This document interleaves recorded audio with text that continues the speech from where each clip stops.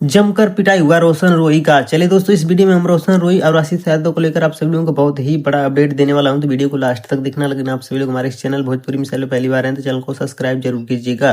दोस्तों, जैसे कि आप सभी को पता होगा, कल यानी कि कल रोशन रोही का एक स्टेज शो प्रोग्राम था, जहां पर स्टेज शो प्रोग्राम को लेकर रोशन रोही के ऊपर बहुत ज्यादा लाठियां बरसती हुई नजर आई और रोशन रोही के ऊपर तमाम सारे ढेला पत्थर भी चलाए गए हैं और रोशन रोही के ऊपर बंदूक का भी इस्तेमाल किया गया। लेकिन रोशन रोही वहां से बचने के लिए भागते हुए नजर आए। वीडियो के माध्यम से जैसे मैंने आप लोगों को आगे वीडियो में दिखाया, रोशन रोही वहां पर भागते हुए नजर आए।